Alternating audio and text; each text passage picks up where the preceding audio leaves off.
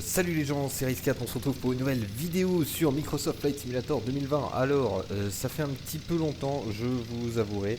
Il y a eu plein de choses qui se sont passées, mais tout d'abord, ce que je voudrais vous souhaiter, c'est une très bonne année 2026, en espérant qu'elle soit très bonne pour vous. Je vous souhaite bien évidemment la santé, hein, et puis que vos projets se réalisent, hein, dans la mesure du possible en tout cas, ceux que vous avez pour cette année. Du coup, petite explication de pourquoi j'ai eu cette petite absence. J'ai changé un petit peu mon bureau, mon setup, etc. Je comptais ramener mon ordinateur gaming, mais j'ai pas pu encore parce que j'ai pas trouvé d'écran, etc. Enfin bref, plein de petites histoires. En plus de ça, mon joystick a cassé. Bref, tout ça, je vous l'expliquerai dans cette vidéo. C'est un peu le but de cette vidéo, les projets pour 2026, etc. Du coup, on va juste se faire un petit vol. Alors, on découvre aujourd'hui, c'est le Jabiru J160 que je viens de trouver là, qui sera à l'essai aujourd'hui. Ce serait à peu près. Alors, j'ai vu que c'était un ULM, mais alors c'est bizarre parce que dans MSFS, il pilote un peu plus comme un avion. Enfin, il décolle très. Comment dire? Il a besoin de beaucoup de place pour décoller. Donc, ça me paraissait bizarre que ce soit un ULM. Mais et puis même en termes de ressenti et tout, il paraît un petit peu lourd. Alors bon, à voir, on verra. En tous les cas, il sera laissé aujourd'hui. On va se faire un petit Mulhouse-Upsheim vers Colmar. Bon, comme d'hab, hein, un petit peu de. Voilà, on va pas faire la radio, etc. Mais voilà, en tout cas, on va se contenter de tout ça. Alors, donc voilà, bon, c'est un avion, somme toute assez banal, on va dire. Enfin, un aéronef du coup, puisqu'on sait pas trop si c'est un ULM ou un avion. Bon, niveau modélisation, voilà, c'est pas très réaliste, hein, je trouve personnellement.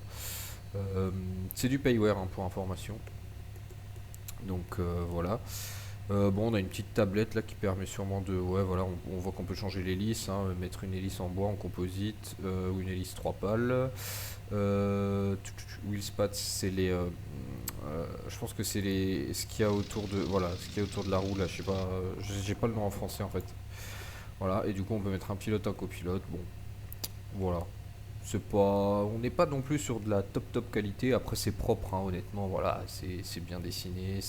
Mais c'est vrai que les boutons, je sais pas, c'est trop. Voilà. Pour moi, vous savez que je suis un petit peu embêtant là-dessus. Là, ouais, ça fait vraiment. On voit que c'est du jeu vidéo, quoi. Donc. Mais bon, après il est très beau, hein, il est très propre, voilà, les textures sont belles, il n'y a pas trop de soucis là-dessus. On a pas mal de détails là, on a les petits tringles, on a les petits. Je sais pas trop ce que c'est, ça doit être des sondes ça, ou bref. Voilà, là on a le petit tringle pour. Alors on va voir si quand on. Ouais, bon, ok. Ouais, c'est pas non plus. Bon, voilà, c'est pas tip top. Mais bon, écoutez, ouais, ça a le mérite d'être plutôt propre sinon, à part ça. Donc voilà, bah écoutez, ce que je vous propose, c'est qu'on lance quand même ce vol, hein, puisque on a des choses à se dire. Je sais pas pourquoi je mets la caméra, c'est l'habitude de FSX encore, mais j'utilise quasiment jamais. Allez, on met plein gaz. Ok, ah bah non, ah oui, celui-là, tiens, c'est marrant, puisque quand on le lance, du coup, il a pas le frein de parc. Alors déjà, j'ai un peu de mal à conserver le cap.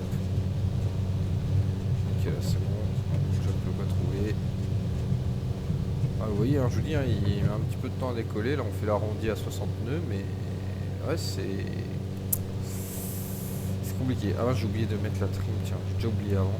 Parce que pour un au cachet, j'ai juste essayé de voir s'il marchait juste avant. Alors, j'ai juste fait un tour de piste, hein, vraiment, j'ai rien fait de plus. Là, vous aurez un petit peu ma réaction en direct live. Bon, déjà, on sent bien le vent, hein, on sent bien le vent. Et puis là, on peut voir que, bah, du coup, tout est enneigé, hein. Bah, ça, c'est. Alors. La neige a fondu entre temps quand je tourne cette vidéo, mais c'est vrai que cette semaine on a eu pas mal de neige sur Mulhouse. Donc voilà, c'était un petit clin d'œil. Je me suis dit, tiens, je vais mettre un petit peu de neige sur MSFS. Je trouve ça plus joli. Alors là, pour information, je tourne avec le map et lancement. Ouais, je le prononce à la française, donc excusez-moi, mais voilà. Et on va rentrer les volets d'ailleurs. Et puis, ouais, du coup, avec la neige en natif là sur MSFS. Oh, le rendu est pas trop mal, moi j'aime bien les montagnes là-bas et tout. Bon, c'est sûr qu'il y a un peu plus de neige que dans la vraie vie. Mais on avait un petit peu moins de neige nous, on avait je sais pas, peut-être allez, dans la plaine là sur Mulhouse, on devait avoir entre 5 et 6 centimètres. Et puis, mais bon, ça a fondu instantanément, hein, mais voilà. Et puis là, je sais que par contre, dans les hauteurs, là, ils ont, bon, plus côté Barin, ils ont 30 centimètres sur le massif vosgien. Donc c'est plutôt pas mal. Écoute, on va essayer de se caler à peu près à 2500 pieds, je pense, ce sera pas trop mal. Et puis, bon, en termes de cap, on va aller vers le nord. Alors, j'ai pas trop. De base, je voulais suivre la 35, mais du coup, à force de parler, j'ai pas trop fait gaffe où on en était. Ouais, c'est vrai que j'ai pas trop fait attention. J'essaie de me repérer un petit peu là, ça où on est. Alors, ça, c'est la 36 hein, que vous pouvez voir ici. Avec ça, c'est avec l'île Napoléon, logiquement. Avec les... Ça, c'est la zone de Saxosheim. Logiquement, hein. Après, comme dit, je me suis pas trop repéré. C'est assez marrant là d'avoir le joystick. Là, j'ai déjà vu ça sur plusieurs ULM ou ouais, principalement des ULM d'ailleurs. Je sais pas, ça va être assez perturbant, mais moi ce qui me perturbe c'est qu'on a le joystick là et qu'on a la manette de richesse qui est là. Bon, ça, je pense que c'est ça, voilà, ça c'est la manette des gaz, donc ça à la limite ça va.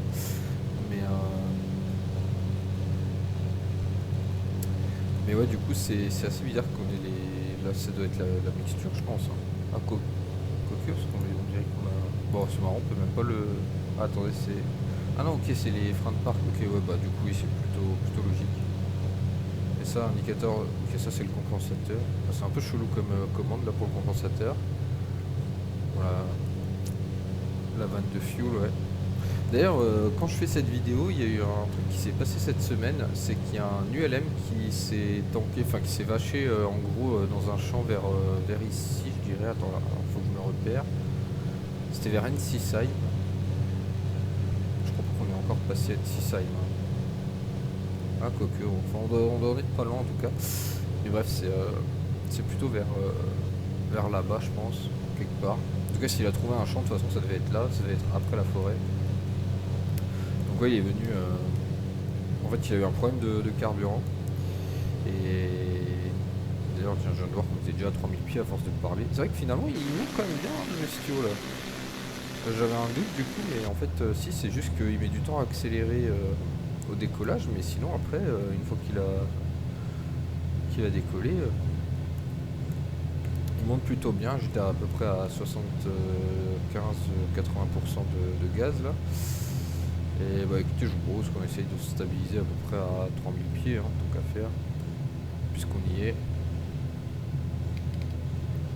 On va mettre un petit peu de trim là. Bon, par contre, il y a pas mal de vent, hein. C'est vrai que du coup, vu que j'ai mis la neige là, on a 2-3 petites bourrasques.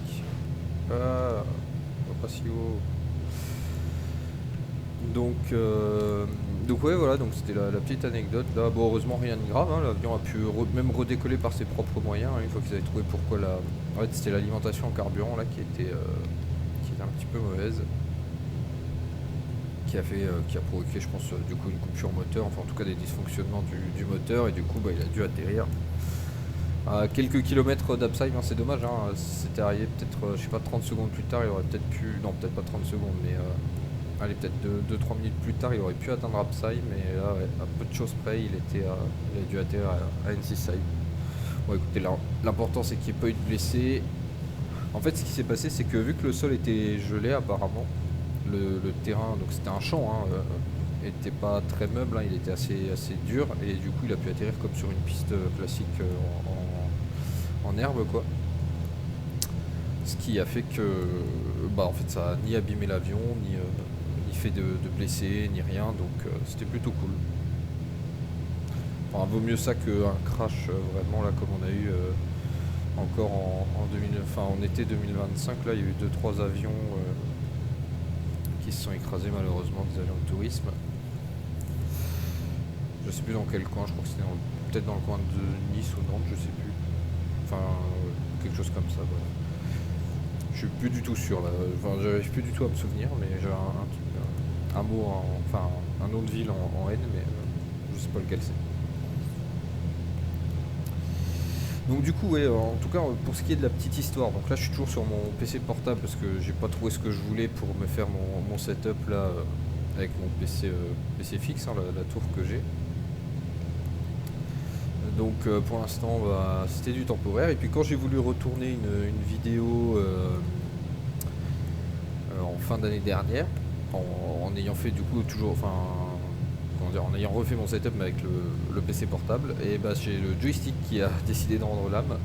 Donc en fait bon c'est rien, c'est connu hein, sur les Thrustmaster, c'est l'équivalent du palonnier quoi, mais sur le joystick, hein, l'axe de lacet, qui a rendu l'âme, hein, tout simplement. En fait c'est un petit potentiomètre. Et heureusement ce potentiomètre, puisque j'avais déjà un T-Flight Stick X avant, j'ai pu le récupérer de l'ancien joystick. Parce qu'il faut savoir que c'est quasiment tous, je crois qu'il n'y a que un potentiomètre qui change, mais sinon tous les potentiomètres c'est les mêmes. Donc j'ai récupéré celui de la commande de gaz que j'avais encore sur mon ancien joystick. Et j'ai ressoudé, enfin voilà, classique. Hein, classique. Par contre on est un petit peu redescendu là, avec les petites turbulences qu'on constate depuis tout à l'heure. Je vais remettre un poil de gaz.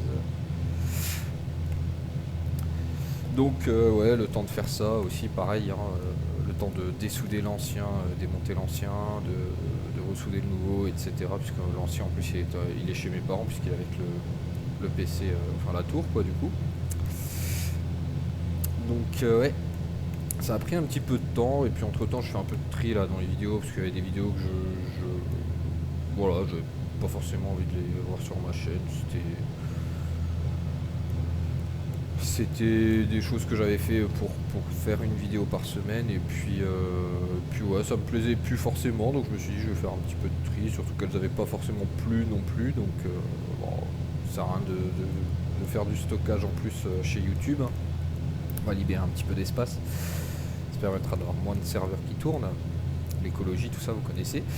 Mais ouais, du coup bah, ça m'amène du coup au deuxième gros point de cette vidéo, c'est que je vais arrêter les vidéos une fois par semaine. Je sortirai des vidéos comme ça un petit peu au compte-gouttes. Alors je suis désolé si ça vous déplaît, mais c'est vrai que voilà, niveau timing et tout, c'est un petit peu compliqué pour moi. J'ai plus forcément la même motivation qu'au début, hein, je ne vais pas vous mentir aussi. J'ai un petit peu fait le tour de ce que je voulais explorer sur Microsoft Flight Simulator 2020. Le 2024 pour moi est pas encore, enfin il mérite pas encore entre guillemets que je dépense autant d'argent dedans.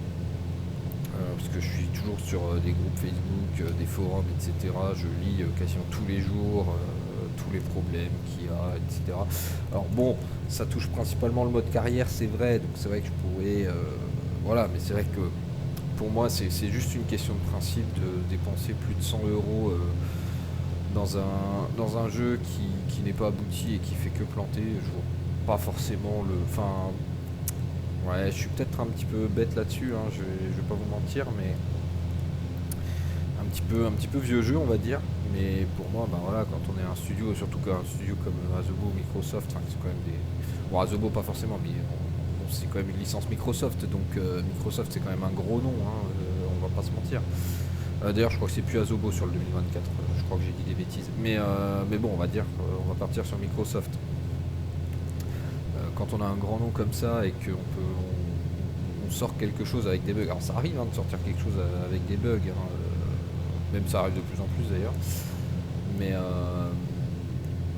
quand même je trouve que voilà, et puis demander un prix exorbitant, alors je veux bien, il y a du travail derrière, on va dire que si le jeu n'a pas de bugs, ça mérite ce tarif là, voilà.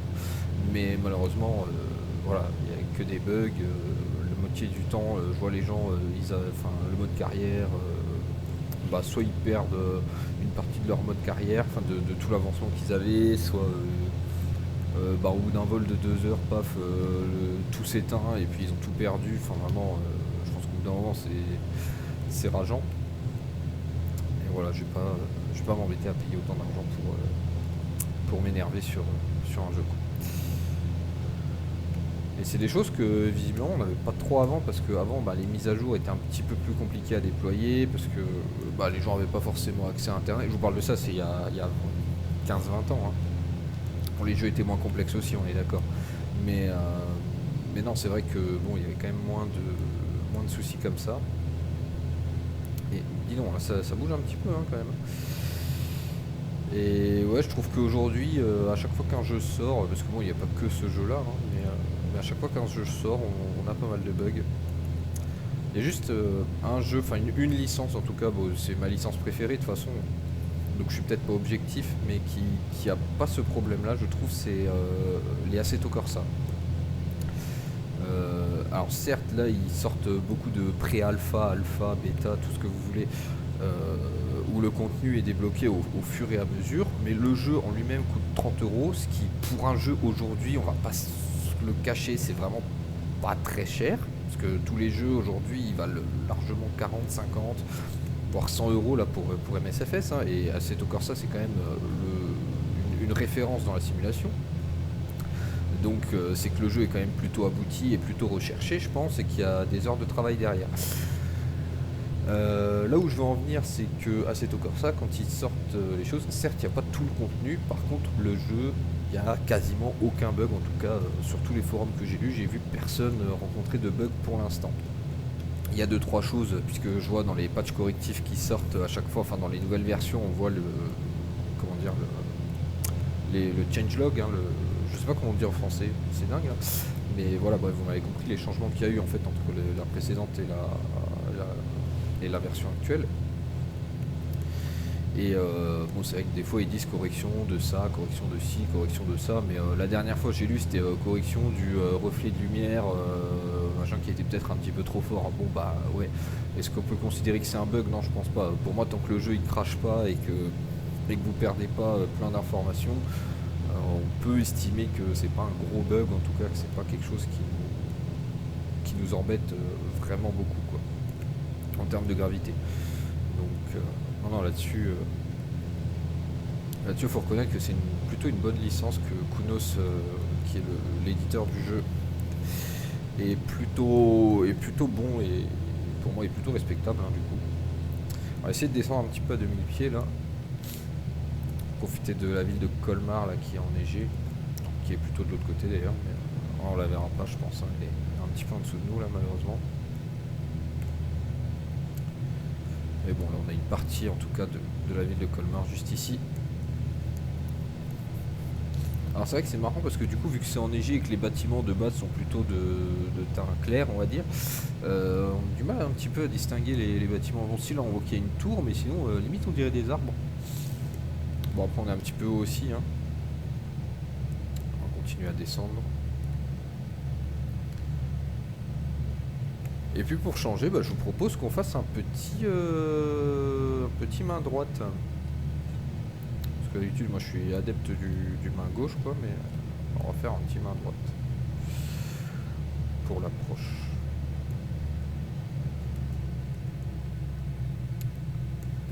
Hop, on va baisser un petit peu la trim là parce que j'ai l'impression qu'il cherche encore à monter.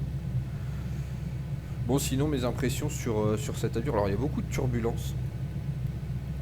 Pas mal de turbulences. Je pense qu'on refera de toute façon une vidéo avec cet avion, hein, vous inquiétez pas, là c'était plus pour vous tenir informé des petites news, un petit peu vous souhaiter une bonne année surtout, c'est quand même le principal, puis pour vous expliquer un petit peu mes projets pour 2026, pourquoi il y aura moins de vidéos, enfin pourquoi il y en a eu moins et pourquoi il y en aura moins. Je pense pas que ça vous impacte énormément,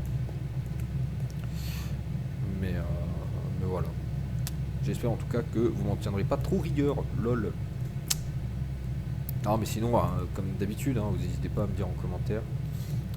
Si vous avez même des idées de vidéos, des choses que vous voulez voir, hein, n'hésitez pas, hein, moi je suis preneur, hein, des fois, c'est juste qu'on n'a pas forcément l'inspiration, mais qu'il y a des choses qu'on veut bien... Enfin, il n'y a pas forcément beaucoup de choses que je veux pas faire. C'est juste qu'après, il y a des choses où je me dis peut-être qu'en vidéo, ça ne rendra pas forcément bien, parce que bon, vu mon niveau de pilotage, etc., ou tout ça, c'est pas forcément l'éclate, mais voilà.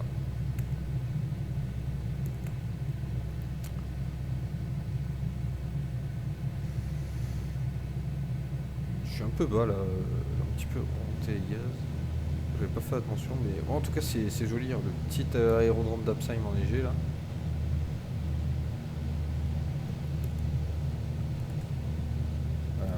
Petit étang, alors, ouais, on va faire notre quart de tour à droite. Ah, je sais plus, il y a le truc base, vente arrière, tout ça là, j'ai pas révisé. Je vous avoue que là, ça fait, bah, l'air de rien, ça fait, je pense facilement 1 mois et demi, 2 mois, hein, que j'ai pas touché à MSFS, parce que bon, bien sûr, j'avais des vidéos d'avance, hein, donc vous, quand vous avez eu la dernière vidéo, c'était bien plus tard, ça devait être vers décembre, je pense. Mais je crois que sur tout le mois de décembre, j'ai pas touché MSFS. Donc, je sais plus si j'ai. Non, j'avais pas sorti de volet. C'est où les volets là? Ah là, oui, ok. C'est bon.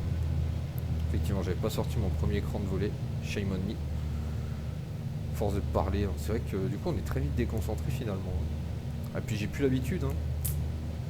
J'ai plus l'habitude.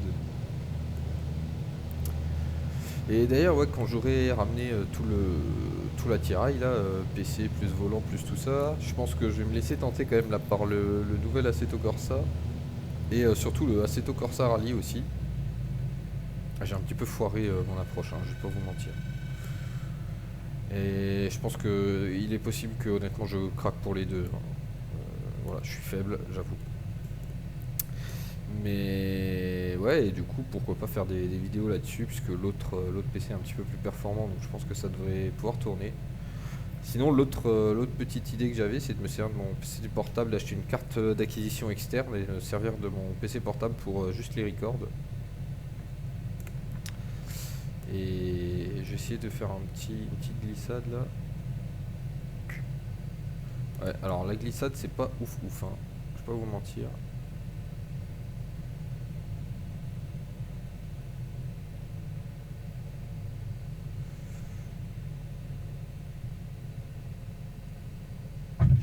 Voilà, on a touché un petit peu violemment. Bon, en tout cas, ouais, en termes de... Bon, on fera un test un petit peu plus approfondi, je pense. Par contre, il a du mal à tourner. Ok, c'est bon. Ouais, on fera un test un petit peu plus approfondi, je pense, dans une autre vidéo. Alors, du coup, vous l'aurez compris, qui arrivera pas tout de suite. Mais... Mais ouais, comme ça pour voir un petit peu les vitesses de décrochage, etc. Voir si c'est vraiment un ULM. Et puis voilà, c'est vrai qu'il a quand même beaucoup de mal à tourner. Je sais pas à quelle vitesse on est. Alors attendez, il faut que je me souvienne. Bon là il m'a fait 0 forcément, mais c'est possible qu'on aille un petit peu vite, mais quand même, ouais, c'est vrai que avec cet aérodrome, avec la pente et tout ici, ouais, c'est vrai que ça m'a toujours fait rire ça. Je sais pas si c'est un problème du fait que ce soit un mode ou pas. Mais bon, en tout cas, ouais, faudrait que j'aille une fois sur cet aérodrome, voir un petit peu à quoi ça ressemble. Bon là je le laisse couler, hein, on se balade un petit peu histoire de terminer cette vidéo. Hop, on va aller se mettre ici. Ça, on n'embête personne. Hop. En plus la montée c'est bien, ça va nous freiner.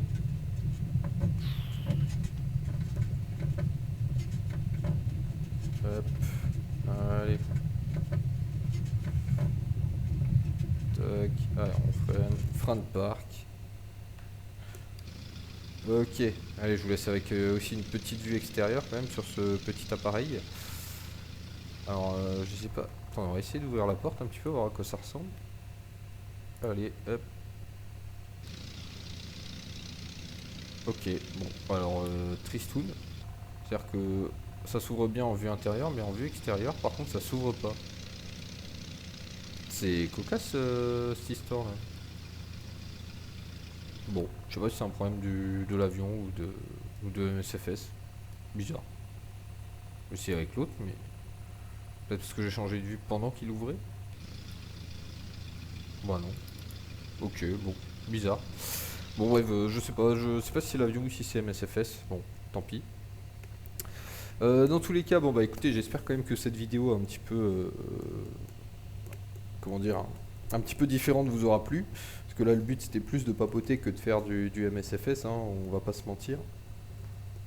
Voilà, en tout cas encore une fois, bah, je vous souhaite une bonne année, bien sûr à vous et puis à tous vos proches, hein. Si possible qu'ils soient en bonne santé et que eux aussi ils puissent voilà, réussir tous leurs projets et que voilà tous mes vœux de réussite en tout cas pour tous ceux qui vous accompagneront sur cette nouvelle année. Bah écoutez, merci à vous d'avoir regardé cette vidéo. Moi je vous dis à très bientôt pour une prochaine vidéo. Ce sera pas dans une semaine du coup, vous l'aurez compris, ce sera probablement plus tard. Prenez soin de vous, c'est important.